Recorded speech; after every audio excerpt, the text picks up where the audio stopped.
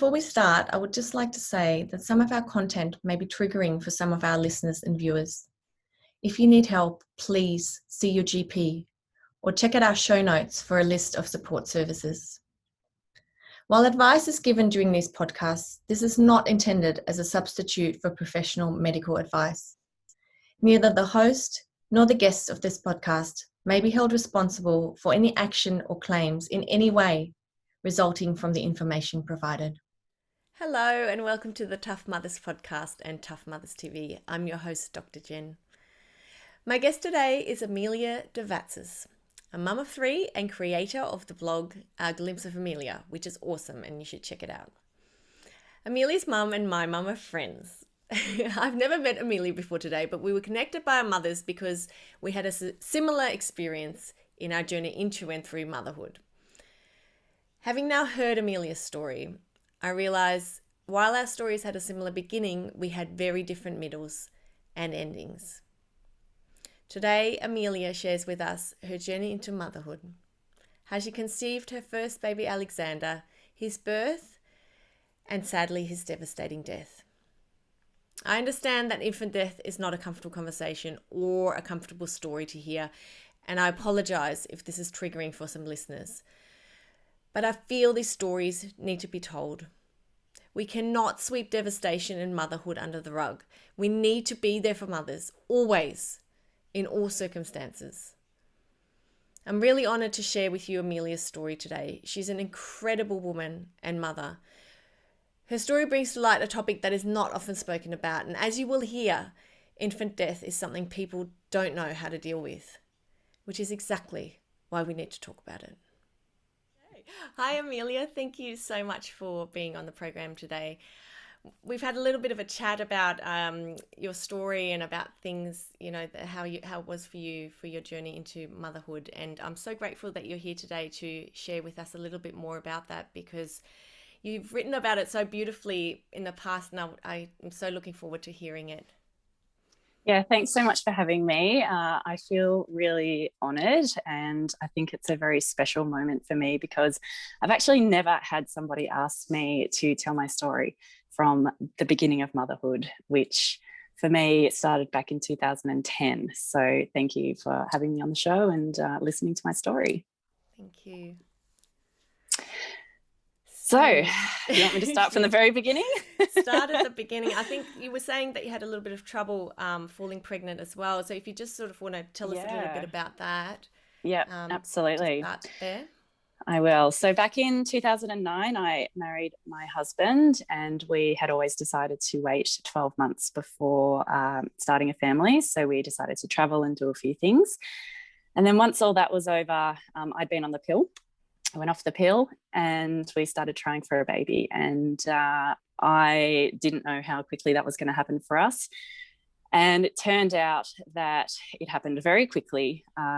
Within sort of going off the pill, I hadn't even had my first period, and I fell pregnant, but I didn't know. So I was having symptoms, and because I'd never obviously experienced it before, I didn't really know what those symptoms were. I thought I was having a bad PMS or bad period. I was doing pregnancy tests, they were negative. I started bleeding. I was having pain in one side of my abdomen, and I sort of was complaining to mum one day. I'm like, oh God, I've got this and I've had these symptoms. And she's like, oh, this doesn't sound right, because she's a nurse. This doesn't sound right. Anyway, it went on a few days and the pain was getting worse. And she's like, right, that's it. I'm driving you up to emergency. And I'm thinking, oh God, this is a bit extreme. But anyway, I'll go because you want me to. And they did a blood test and they came back and said, oh, congratulations, you're pregnant. And I was very shocked, very, very shocked. And I thought, oh, okay. I didn't really feel happy because it just didn't feel right. Something, within me, I thought, okay, that's cool, but something's wrong. And so the emergency department, they didn't ultrasound me or anything. They sent me home with Panadine Forte, but they told me to come back in the morning to have an ultrasound. So I went home that night, was excruciating. Went back in the next day and they did the ultrasound, and then all the doctors came in the room and they said, you're pregnant, but it's the egg is fertilized in your tube. So that is called an ectopic pregnancy. you need to have emergency surgery right now. I And just was can't, like, sorry to interrupt you. I goodness. can't believe that they didn't think that's the first thing I thought of when you said negative pregnancy test, pain. I was like, hello. And I'm not even a, I know. like a and I baby didn't doctor. really think much of it. I don't know at the Well, why time would either. You Yeah, it didn't, was later in the day, and they said, actually, that's right, they said the sonographer's gone home, and so that's why, So or something. It was home in something weird pain. like that. They're like, oh, the sonographer's gone home, so just go home and come back at 7 a.m. in the morning. So yeah, went home, did all that, emergency surgery. So mum used to work at that particular hospital, so she organised the best lady, and the whole time I was there, she said, look, you might lose your fallopian tube. And I just thought, oh, please don't lose the fallopian tube. I just thought that was, very, very, a very awful thing to happen, especially when you're a young person trying to fall pregnant. So she operated, and I was in, recovery, and I woke up and she just said, oh, I'm so sorry. Yeah, we've lost your baby. You lost the fallopian tube, and I've left your ovaries. They're fine. And I just broke down into tears because it was just such devastating news for me. And yeah, I just thought, oh my God, like how could, if the egg's there, like how can't you just move it? Can't you just move it into the uterus? And I couldn't understand. I was like, if it's there. And she said, oh, look, you lost your tube because it was rupturing. Basically, if we'd left it any longer, it could be a very different story for you, because ectopic pregnancies can be quite fatal. So yeah, everyone was very much like, oh, lucky you're okay. Like lucky, you survived and you're okay. I also found out at that time, which I had no idea, that I had severe endometriosis, like very severe, that it was growing sort of in my bowel and all in my uterus. So I didn't know that I even had that. So she did a laparoscopy and kind of that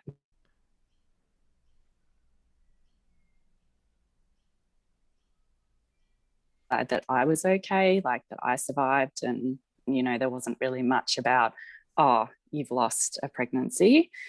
So I still had all the hormones, raging, and had to get those out of my system, which took a little while. But I think I was quite positive. I just sort of had that mentality of, okay, this has happened. I'm not going to let it, stop me, basically, or get in my way. I'll just keep moving forward. And then months were passing, nothing was happening. I kind of went 6 months, 7 months down the track, and still nothing was happening. I went to my gynecologist, and she put me on some medication to help me ovulate, which was horrific. I just hormonally, I was getting acne. I got back acne. My hormones were all over the place, very erratic. Then I wasn't bleeding. I wasn't getting a period. So she put me on other tablets to make me get a period. It was like very like, you have to have sex on this day, you have to do this on that day. It was really programmed, and just, it really didn't sit. It wasn't sitting well with me. It wasn't sitting well with my husband. We were just like, what the hell is this? Like, this is crazy. So I stopped all of that. And it was nearly a year to the day almost of having my ectopic pregnancy that I fell pregnant again. And again, it was very early, and I didn't realize that I was pregnant. And I'd actually entered into a bike ride, like a fun run. It was a 15K bike ride, and I remember training for it and leading up to it. And on the day I did it, and I always look back and think, like, was that the cause of having another miscarriage? Because I did miscarry. I pushed myself a lot that day, because I was like, why am I not, I don't have the energy. Why I'm not moving fast enough? Like, I'm tired, and I couldn't work out why. And I always look back and think, gosh, yeah, I was pregnant then and I didn't realize, and I really pushed myself in that ride. And I found out a week later that I was pregnant, and that Sunday we were at a friend's christening and I started bleeding in the church. So I had to excuse myself, went to emergency, and yes, it was a miscarriage. So that was also a little bit of a blow, especially when, your hopes and everything. It's just, it's always just a little bit sad to hear that news. But again, I was sort of like, okay, let's keep going. Let's not get it, let it get in the way of things. And so that was the November. Then I still wasn't falling pregnant after that.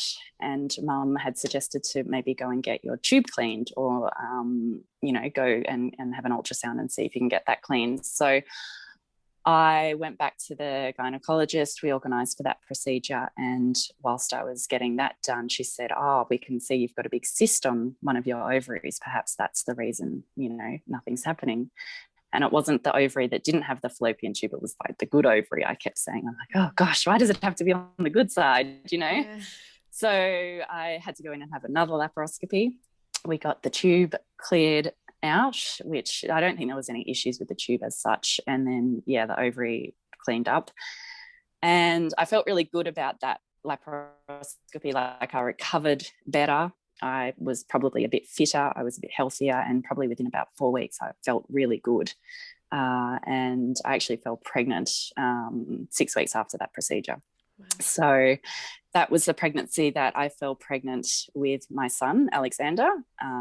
So it was a little bit like new territory. I was very conscious and wary about, okay, so like, 7 weeks or 8 weeks, you know, not getting excited. I kept saying to myself, don't get excited, don't get excited. I was going to ask you if you were let's just wait. So we went and had a scan and, you know, the heartbeat and everything. Yeah. So yeah, worried about, very fearful. Yeah. Like you kind of go into that moment and you're like, oh, yeah, will there be a heartbeat? Won't there be a heartbeat? It's kind of a very nerve-wracking moment to have that.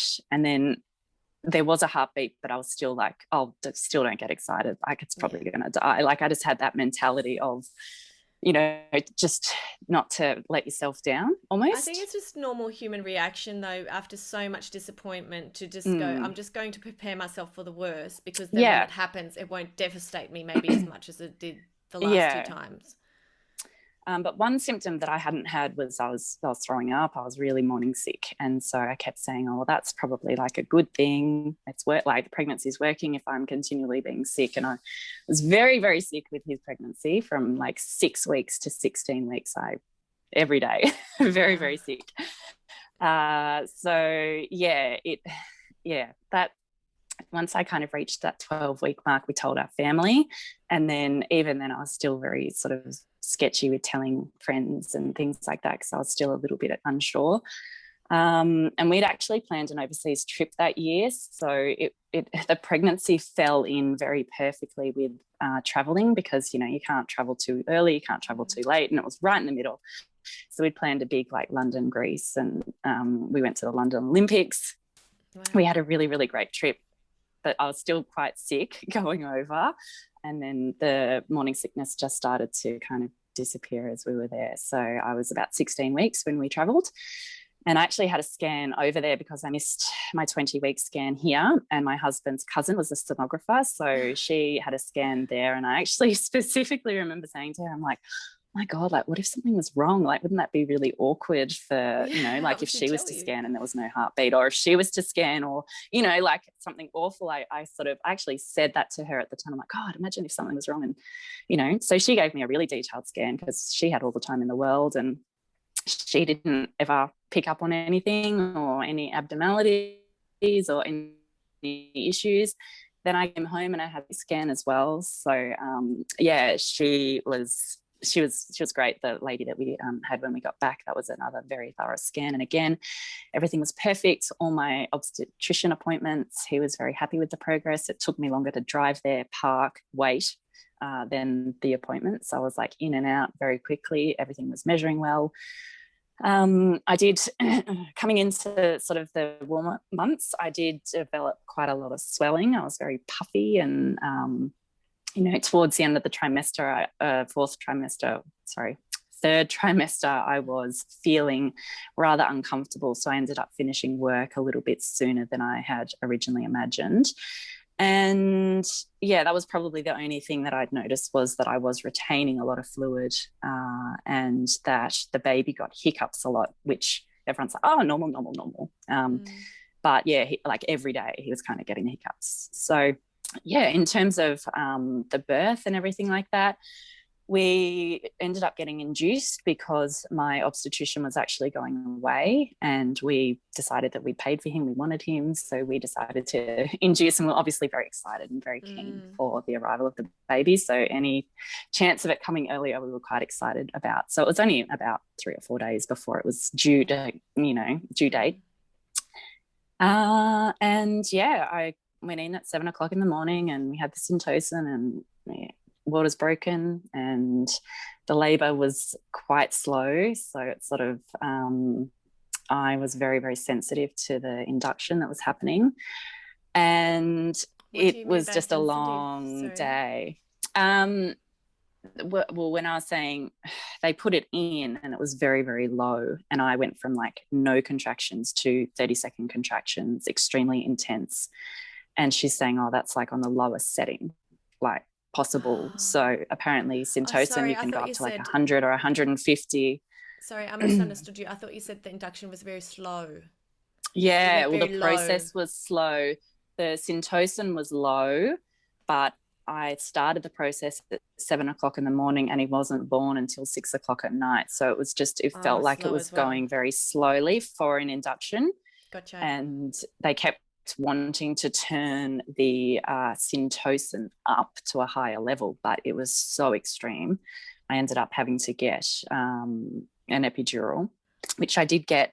It must have been after lunch. It was all a bit of a blur after that, but it must have been about after lunch. And then from having the epidural, things kind of calmed down and I was able to relax. And I pushed for about an hour, and then they're like, okay, we'll just stop pushing. The baby's head's almost there. We'll get the doctor to come in. He came and, took all the glory.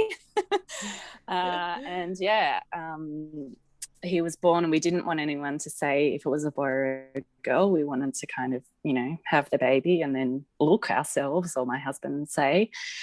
And so he was born, put on my chest, and it was probably a good, maybe 20 seconds. It felt like longer, but it was probably 20 seconds. And I lifted his leg and I'm like, oh, it's a boy, it's a boy. So it was a really, really beautiful moment. And I guess the first thing that I noticed was that he didn't cry very much when he was born. He did cry, but it just wasn't like, sometimes you hear babies screaming for minutes and minutes. And once he was basically placed on me, we just locked eyes, and it was just a very kind of calm, I was bawling at the time. But it was just a really sort of beautiful moment, that he was born. And I was very lucky because I was apparently the last birth of the day. So all the other women that had come in to have their babies had their babies, and I was the last one. So the room was filled with all the nurses, and one of the nurses actually took photos, which, you look back now and you just think, gosh, it's so lovely, because, I'll never have those moments again. Yeah. So I'm very thankful that she was able to do that for us. So he was weighed and all of that. I can't remember what the word is when they do all the tests, those little, the APGAR test or something, APGAR test. So he was like 8, like that was really good. So everyone no was one happy. Had any concerns at this point No. other than you, because he wasn't crying very much? Yeah, and that wasn't even a concern for me. Like I just didn't, it was just now I look back and I think, oh, he didn't cry a lot. But at the time I didn't think, no one had any concerns. Yeah. My husband, we'd always decided that he wasn't going to stay that night with me. He was going to go home, particularly because it was labor the night before, actually, before it was due to get induced. So I was up. So that was like 2 days I'd been awake, going into the second night. And so he left and I went up to our room, and I just, I remember him being in the humidity crib, or the crib next to me, and I thought, oh, what are you doing there? Come and sit with me. Like we just had some cuddles, and he got the hiccups again. And, the nurses are very much like, okay, put him on the boob, give him a feed, do all of this. And he wasn't really interested. Like he would go on and suck a little bit and then stop.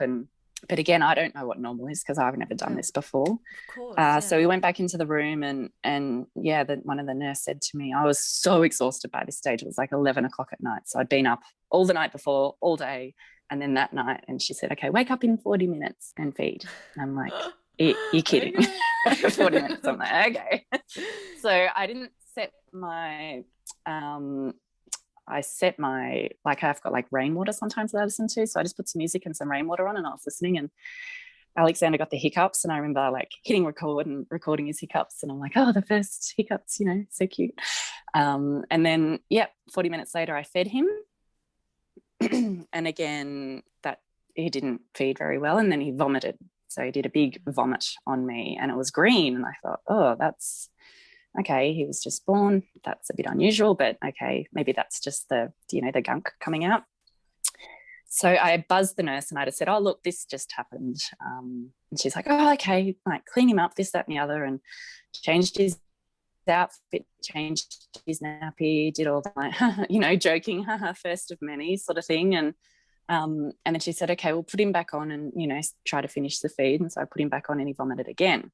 And I just was like, this is not normal. That's the first thing I said to myself. So I buzzed her again and I said, this. She wasn't concerned second time she colour? was, yeah. Not the first time, no. The second time she said, I'm going to take this bib down to special care. She goes, I'm just a bit concerned, like. Okay. So she did, and then she came up and she said, look, we're going to take him down to special care. She said, do you want to stay here and have a rest? And so, yeah, they took him down. And I must have fallen asleep because they came in and woke me up and they just said, he's not well. We have to take him to a different hospital. We've called the NETS unit, which is like the neonatal ambulance transfer. And it was all very shocking because I kind of went from like just woken up to, okay, this is all happening. Didn't have my husband there. Didn't have anyone sort of support person there. And so I was a mess. Came down and he had like, stints in his arms and tubes down his nose, and it was a bit shocking to see, like, that. I just didn't think that it was going to be anything. And you didn't probably expect to see that either. Like if they say he's unwell, you think maybe he's just lying there. Like you wouldn't expect him to be all hooked up.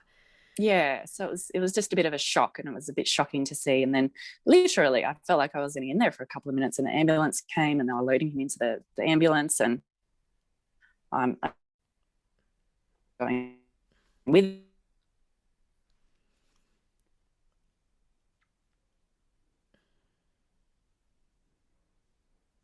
So sorry, I'm really sorry. We just lost you when you said the ambulance came and they were loading him into the ambulance.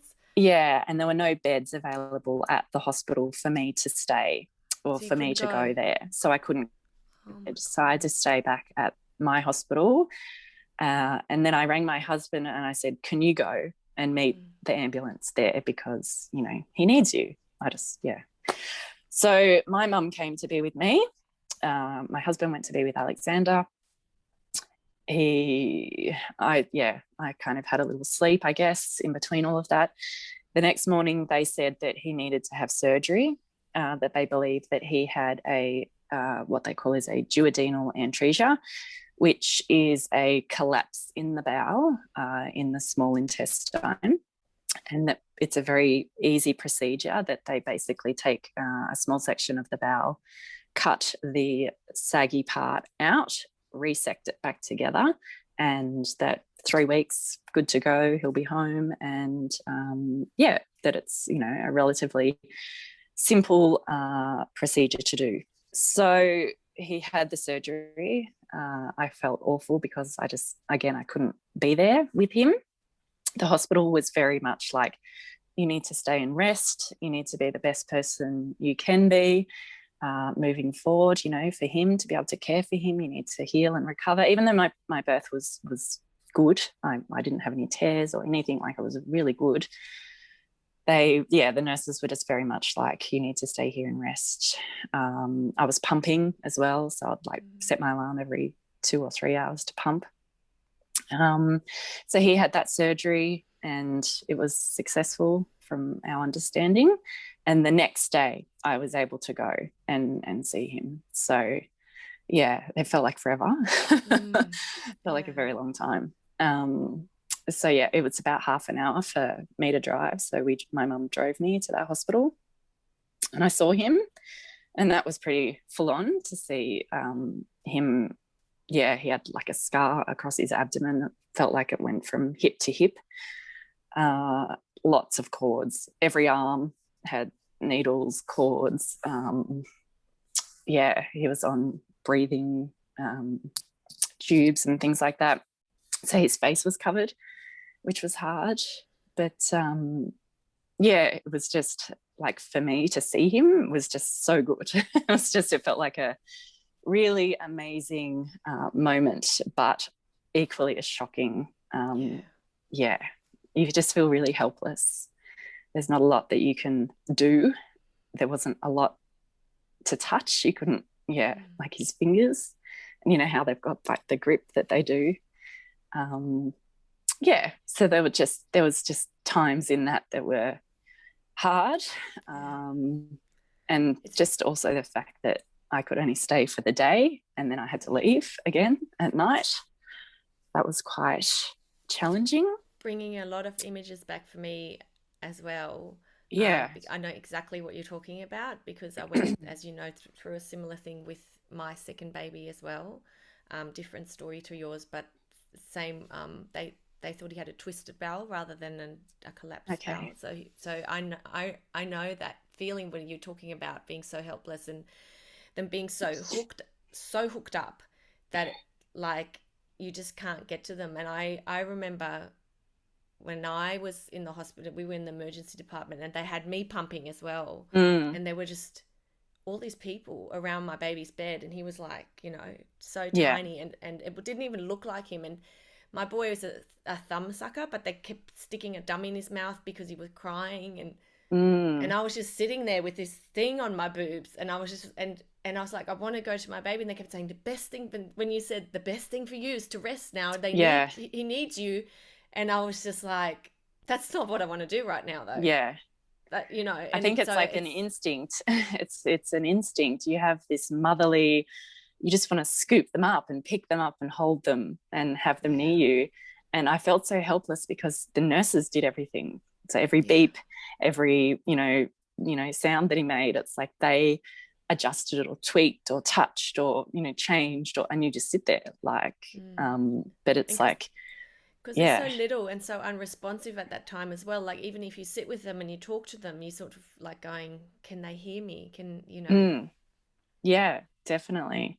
The one thing after a couple of days, because I'm like, oh, isn't he hungry? Like he hasn't eaten. This is, you know, like he had the nasogastric tube and they were putting stuff in there, I suppose. But it was very nil by mouth. That's all I kept hearing, nil by mouth, nil by mouth. And one of the ladies said, oh, you can give him a breast milk lollipop, which was a big cotton earbud dipped in breast milk, and you could roll that around the inside of his mouth. And that's all he could have. And the sounds that he made when he was like, it was I very much remember that.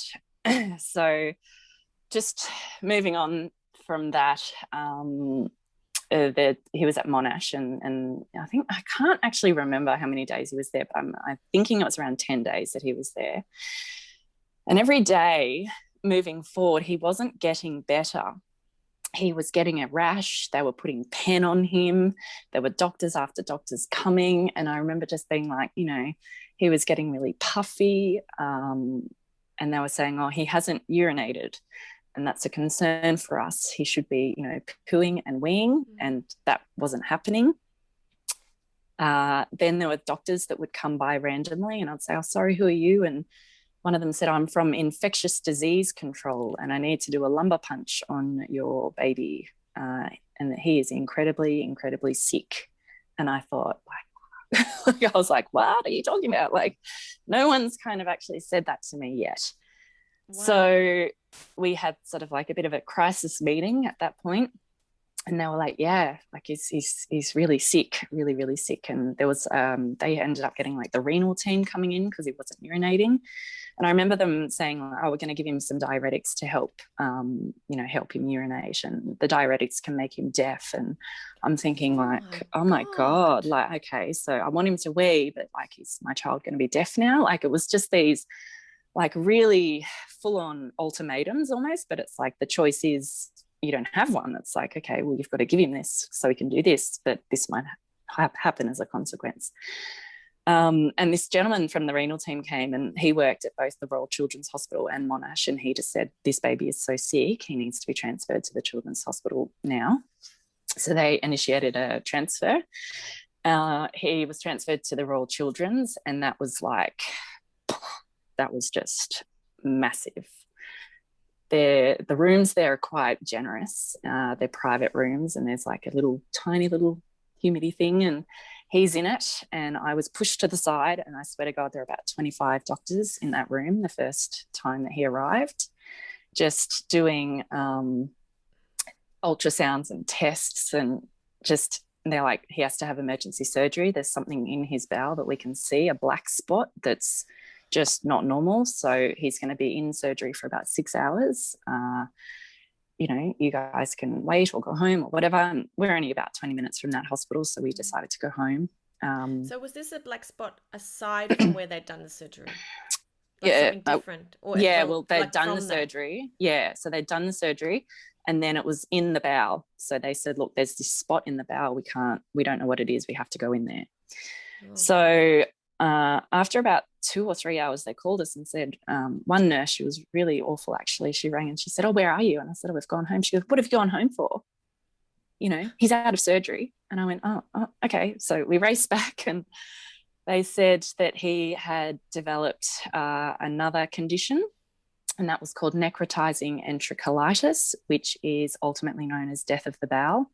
It's quite common in premature babies, but he had developed that because he had developed sepsis, and sepsis is an infection in the blood.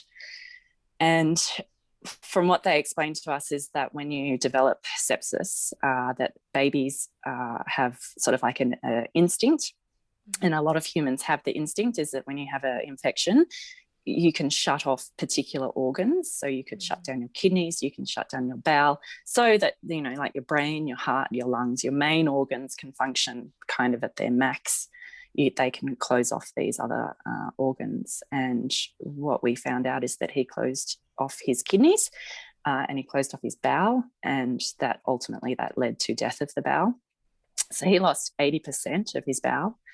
And they basically told us that day that he was not going to survive, which, yeah, that was really shocking. Just shocking, because no mother ever expects to hear that, especially after being told that his surgery was successful and that he would be coming home.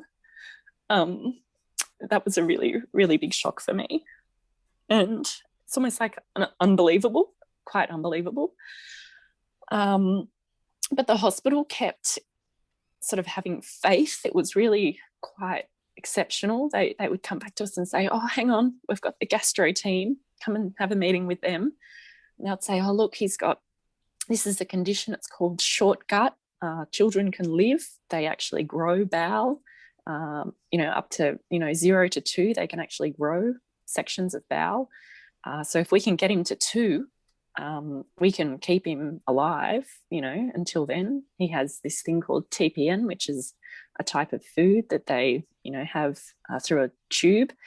They said it'll be a rough road. He'll be in and out of hospital 80% of his life, but we can do this, this is what we can do. And we were like, oh, okay, yep, like whatever it takes, sort of thing.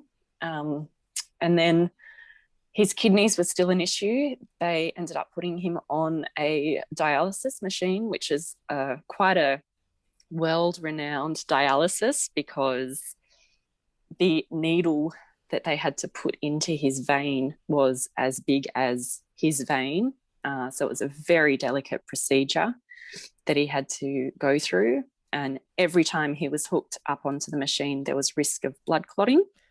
So it was almost like every day that he was on this machine, there were all these risks associated with going on the machine. Could he die at any moment, kind of mentality. But he was doing well, he was doing okay. And he would kind of puff up from all the toxic kind of fluid, because your kidneys are supposed to filter everything out. And he would sort of puff up, and then he'd go on the machine and he would shrink back down to like normal sized baby. So he'd kind of puff up like a sumo, shrink down again. And these are still, I still wasn't able to hold him up all this time. We went through just every day driving into the hospital, staying from 7 o'clock in the morning till 6 or 7 o'clock at night, driving home. Was he alert? Yeah, very, very alert. Yeah. Opened his eyes every day, turned his head when we walked into the room. He was still so young. He wasn't smiling or things like that. He was Did you feel that he was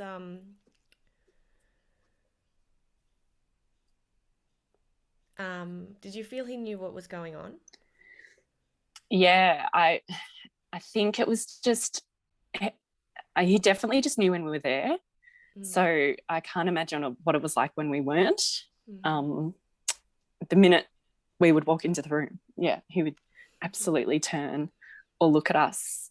So he was very alert, and he has very big eyes, big brown eyes. And every day that we'd go there, he would open his eyes and look at us, and very, very alert, I would say, every day. But in terms of like knowing what was going on, I'm not sure. But I kept always, my main thing was like, is he in pain? And they always just said no, like they've got the medication and stuff for him, and he never looked like he was. So that must have been comforting. He seemed for you at least. Yeah, that was kind of always our goal, is just pain free as much as possible in that circumstance. So surgery, gastro team, renal team. The hospital was a massive up and down. It depended on what doctor you got that day, to what information you heard, to he's going to be okay, to no, he's not going to make it. You would drive in that day and go, oh, what are they going to tell me today? Family kind of came and stayed for a little bit and then left, and it was just a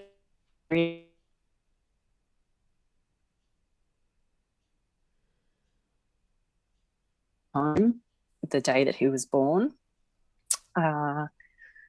And we were kind of like communicating with everybody and keeping them in the loop. And it was like, some of that communication was like, that day, oh, he's really good. Yeah, he's great. And then the next day it's like, no, come in, he's going to die. Like, it was just, it was really, really an intense emotional kind of roller coaster is the only way that I can explain it. And he was alive for 39 days. It was just, when I say decided, the doctors basically came to us and said, ultimately his kidneys are dead, that he has acute, I can't remember the word for it now, but acute kidney failure, basically, which means that they will never click back on. That, coupled with the gut issue, they basically said to us that he would not have quality of life. And as I said before, that for us is not an option, in terms of, we don't want him to be in pain and we don't want him to suffer. And it's just having to make that choice between life and death. I would always choose for him not to suffer. And I feel like we made that decision purely out of the love that we had for him and have for him always, because it's an act of love. The doctors kind of made the decision for us, but it made sense in that I just thought, yes, he can't suffer. And he just will know his life as being a life of love, basically, because he never really got to experience anything else except being in a hospital. So we sort of had to find out the how do you do this? How do you move forward? And he had to come off the machine that was keeping him alive. and they said that it could be 3 days or it could be 3 weeks. And I just thought, oh my God, don't be 3 weeks. I don't think I could do 3 weeks. They took him off the machine. They moved us to a separate section of the hospital. We were able to take him outside. We sort of spent the first day laying on the grass and just looking up at the sky, which just for him to see that and experience that felt really special. And it was just the little things, all the little things that happened over those next few days that were just really special. So we spent the first sort of day outside. We got our family to come in. He was in pain, I noticed, so that we ended up putting him on a morphine drip. And basically they just sort of said that the morphine would, slowly sort of take his life. And the first night, I just held him because I thought, even if I fall asleep and I drop him, he's going to die anyway. That's kind of the attitude that I had. It was awful, but I just thought, I'm not putting him down. Yeah. I'm not putting him down. I'm just going to hold him because, yeah. And I did. I just literally, I didn't think I slept, but I just sort of sat there with him in my arms. And so was that the first time you actually held him once he got off the machines? Pardon me? Was that the first time you actually held him when he... No, I did actually have an opportunity to hold him beforehand. So the days that he wasn't actually hooked up to the machine, there were some opportunities to hold him. And like I said, like every day was such a roller coaster. There were some days he'd be really hooked up and connected to things, and then there were other days where he wasn't. Okay. And I think the first time I was able to hold him was a Valentine's Day. So there were some occasions where I could hold him, but they weren't for sort of long periods of time either. But I wasn't able to dress him. I wasn't able to bathe him. I wasn't able to do anything. The only thing that I was able to do was to bring a new sort of wrap for him every day. So every day I would take home wraps and bring new ones in. So just sort of the end of life care, I guess you would call it. The nurses were amazing. They gave us a lot of time and a lot of space, and they, asked us if we wanted photography, which I did decline because I just felt like we didn't need anyone else in the room with us. We took our own photos and things. We had some trinkets made up, some necklaces with fingerprints and things like that. So we were in the hospital for the first night, and then the next day, and then the next night. So the first night my mum actually stayed with me because it was all a bit much for everybody. I think my husband just kind of needed to decompress that. The next night he stayed. And so the second night we noticed that he wasn't, he was basically just asleep the whole time now. So he wasn't responsive at all. And we just sort of noticed that he wasn't, he was feeling a little bit cooler. And I just sort of said, yeah, that's like his body's shutting down. And then the next morning, I did fall asleep for a little bit, and my husband woke me up and said, oh, his breathing's really funny. I'll call the nurse. And I just instinctually kind of put my hand on his chest. And yeah, I felt his heart stop.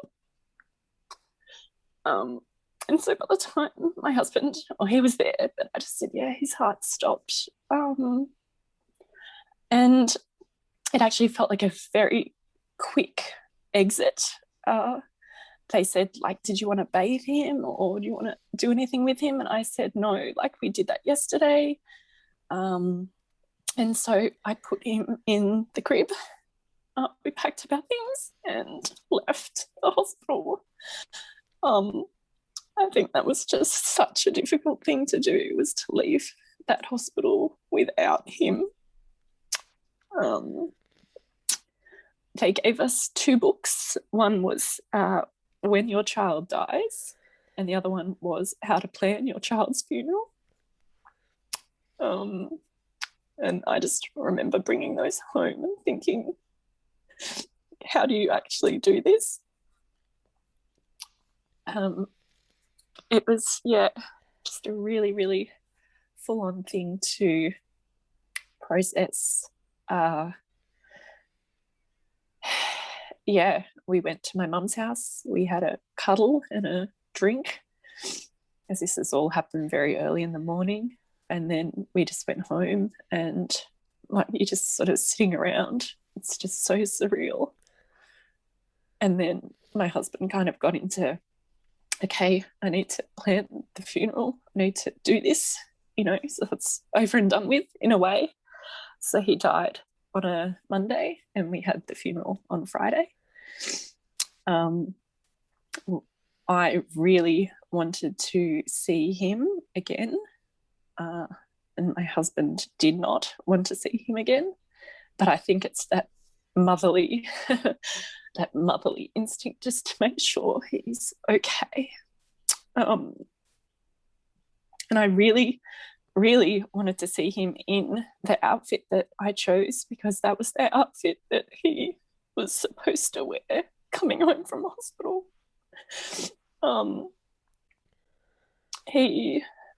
It was really special. We bought it overseas when we were in London, and it had a lot of meaning for me.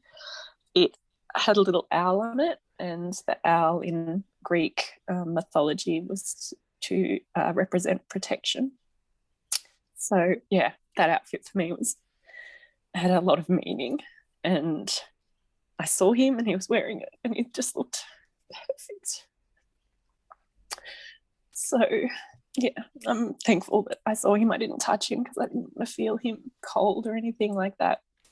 But I'm just really, really thankful that I saw him. And my main focus was his hair, okay, because he had this beautiful spiky hair. And I'm like, his hair needs to be right. So he looked good. His hair was right. And I'm really, really grateful for that moment as well. I didn't take a photo or anything because I didn't want to have photos of him when he was dead. But I remember it very, very perfectly. So that was a very long and rocky road. It was, as I said, it was nearly 5.5 weeks time, and it was somewhat of a sort of relief for everybody once he had passed away, in the sense that just he wasn't in pain or he wasn't suffering, and then he was sort of at peace in a way. But that's kind of when the hard part sets in for grieving and grief, because it kind of, you're in machine mode and lion heart mode, and as you would have experienced, you just every day you're on your what's happening, where's he at, is he okay, like you're just constantly like being that strong. Everyone's like, oh, he's so strong, and it was almost like now's the time to allow yourself to fall apart, which did happen. Absolutely happened. I guess that is almost like an entirely other story on its own. That first year, or the first 2 years or 3 years, we're 8 years down the track now, which feels incredibly surreal. I haven't spoken about it like this in detail for such a long time, which is probably where the emotions are coming from at the moment. But it's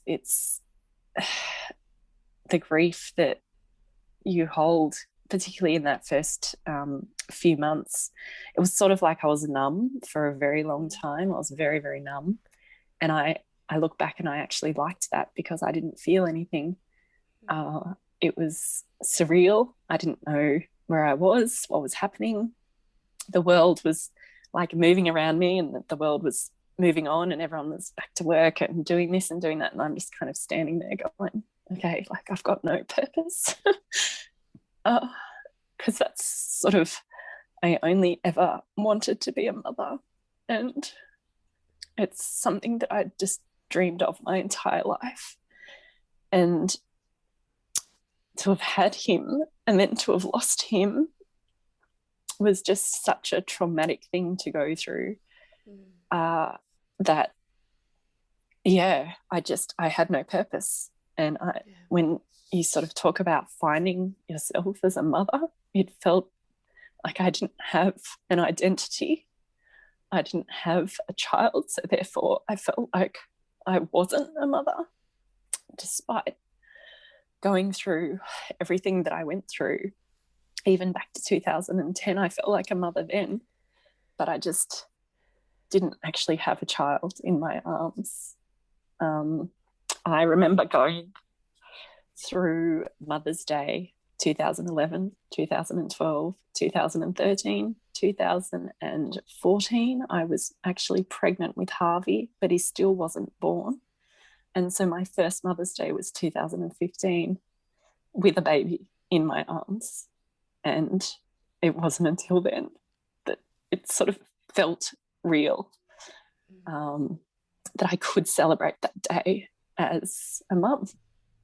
So it was quite a challenge and a long process. And yeah, falling pregnant with Harvey and his pregnancy was equally challenging in its own ways, because, you're just fearful that something's going to happen. Yeah.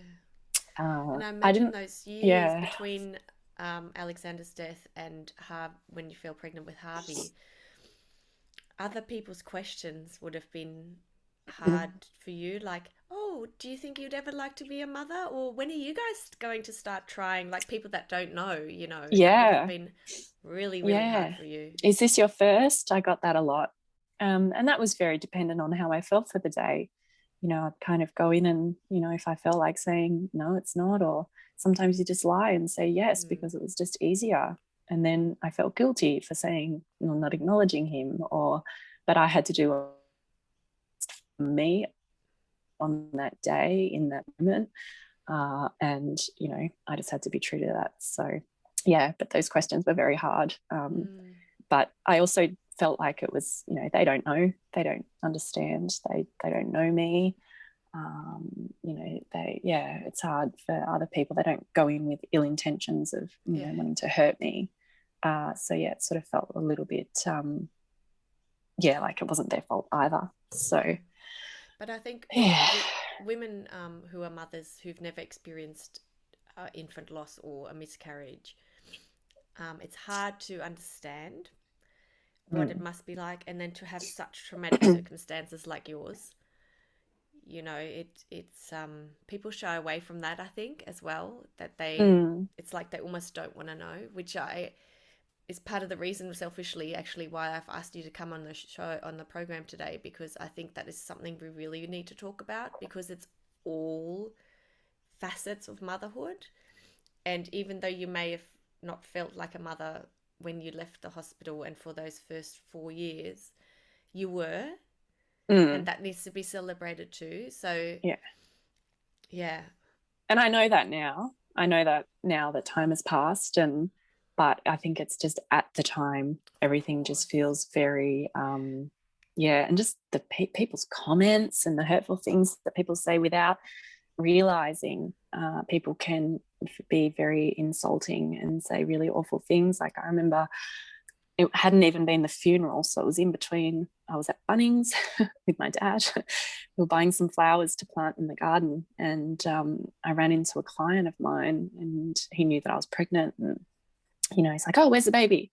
And I said, oh, he died. And he said, oh, well, you'll just have to have another one. And I just thought, did he just actually did he just actually say that? Like, what the hell? But do you haven't even put him.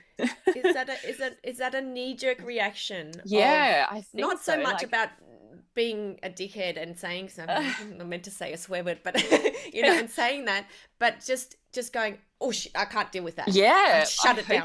I hope you walk away and say, oh Jesus, did I actually just say that? I had an uncle say to me, what did you name it? What did you name it? And I'm like, it's not an it, mate. It's my child, my son. And like, that's a family member. You just think, Jesus. So people just say things and, you know, I call it verbal diarrhea. They don't actually realize what they're saying. I hope that they go back and go, oh my God, did I just say that to that person? But I'm sure. It's, yeah, I wrote a lot of things down that people said. It is really full on. Yeah, I bet. Because, yeah, a lot of people also shied away from me or shied away from our family because they didn't know what to say, or they didn't want to say things because they thought it was going to hurt me or upset me. So they just stayed away. So it felt very isolating. Other people that had babies, it's almost like they didn't want me to see them or be around them because, again, they maybe thought that it was too much or too hurtful, or I don't know. But when I fell pregnant with Harvey, they all came back again because they all had something to talk about, or they had something to say. Or so, yeah, I lost Alexander in February and I fell pregnant in August with Harvey.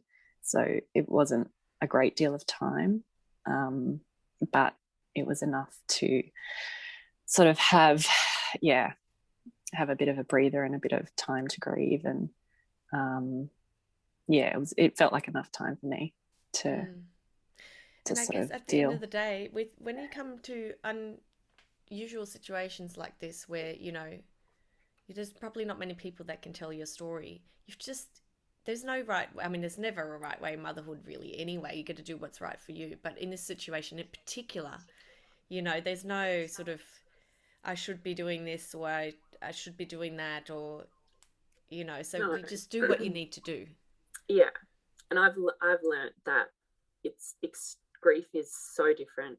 No two people, even my husband and I, like, we went very different paths in the early days, and that's just because people deal with it differently. Like, I wanted him in my forefront focus of everything. He had photos, and I wanted him close to me, and I wanted things of his to be near me, whereas my husband was like, I can't look at that. I can't be in a moment where I'm feeling okay and look at his photo and be feeling sad again. So I struggled with that. I struggled with, like, how can you not feel the same as me? Like, how can you feel so different? And, like, my mum grieved in her way, my dad grieved in his way. Everybody was so different, and I'm very accepting of that now. Like, if I can say one thing to somebody, it's that everybody is so different, and that you just have to do you, and you have to just do whatever you need to do to get through. Unapologetically, just do your own thing. Sorry, I just lost you. Like, unapologetically, like, don't apologize and just do you. No. Yeah.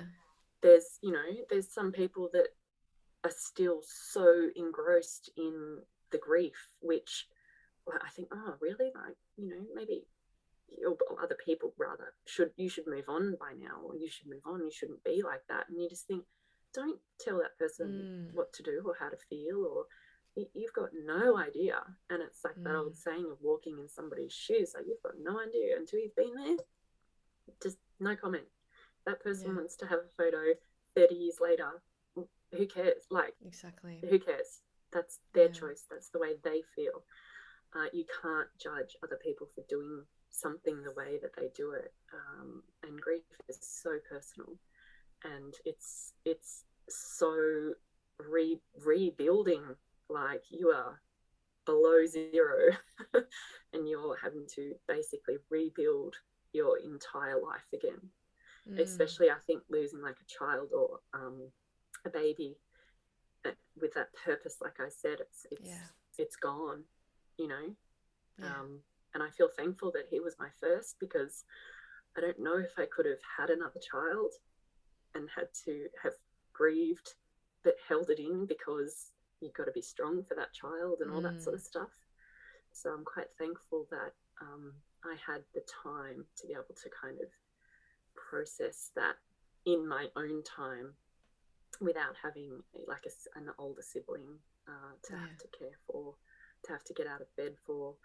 Because I honestly don't know if I could have done that. You would have done it, because you find the strength. You would somehow. do it, but you don't want to think about it. Well, I think that wow, I don't know what to say. um, Thank you. Thank you for sharing that with us, and thank you for also sharing your experience around the grief of losing a child, and basically giving everyone permission to grieve in their own way and do it their own way, because I think, you know, that's the important part. The experience is yours, and so you should let yourself experience it the way you feel. Yeah.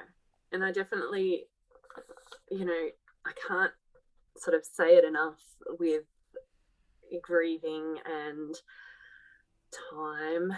I remember thinking that time heals all wounds. That's probably one saying that you'll hear everybody say even when someone's just, you know, lost a family member. Time heals all wounds. And yes, time helps, but I never felt that I could feel happy ever again. Like in that deep, dark moments, early years, you think, I can't ever feel happy again, or I feel guilty for feeling happy again. You can feel happy again. I definitely feel like I've had moments in my life where I've experienced immense joy and immense happiness. And I remember someone I met in a group early on, like a child loss group, and she was like 10 years on or something, and I was like, oh my god, 10 years, like that's just, I could never get to 10 years. It was almost like I thought, you know, I could never be there, and I'm almost there, and it's frightening to think that like 10 years is big. But yeah, you can still have moments, like you can still be happy and be sad. I remember having power cries. So like you can be in a moment, you can cry, and then 2 minutes later you can be laughing or smiling at something, because you're having that memory, but then you're kind of linking it to something, like a happy thought or a happy memory as well. Okay. So there was just something that I wanted to say. There was a quote that I'd written down. Yeah, really please. And I'm just trying to find it. So it said, motherhood is magical. It grants you the power to fall in love with someone before ever meeting them. So that's just something I've always kind of held onto, particularly in those moments where you sort of haven't felt like a mother because you haven't got a child in your arms. And I think that sort of sums it up really well. Perfect. And it's a perfect way to end our conversation as well. And I'll definitely put that in the show notes and on social media, because that's a wonderful quote, and it just, like you said, it encapsulates the whole experience so well. Thank you so much for your time today. I honestly, I'm just so grateful, and I'm sorry for your loss and the pain that you guys have had to endure, but sharing your story is so powerful. And I think, there are women out there that will listen to this and that will think, you are there 10 years on. Yes, you know what I mean? I'm okay. Yeah. I'm smiling. Yeah. I'm breathing. There were moments I didn't feel like doing that, but it's day by day. It was actually minute by minute, hour by hour, day by day. Yeah. Like I couldn't plan, I couldn't think. The time just had to go past. And there were days where it was, incredibly hard. But every morning I laid in bed, and you have a choice. You say, I can lay in bed or I can get up. And I did. I got up every day. I don't think there was a day that I laid in bed. I did get up every day and just one foot in front of the other, just kept going. But amazing. I feel very blessed that I had him. And I'm sure that there are, life lessons in everything that happens to people. Everyone says everything happens for a reason. I'm not sure if I truly resonate with that, but I definitely think that there are life lessons in having him and losing him, in I guess developing who I am as a mother today. I quite often reflect on that, would I be the same person I am today if I hadn't lost him? Would I parent the same way that I parent today if I hadn't lost him? So for that, I definitely feel very grateful. Yeah. Thank you, Amelia. Thank you so much for your time and for sharing. I so appreciate it. Thank you. Thank you so much for having me, and to everyone listening, thank you so much.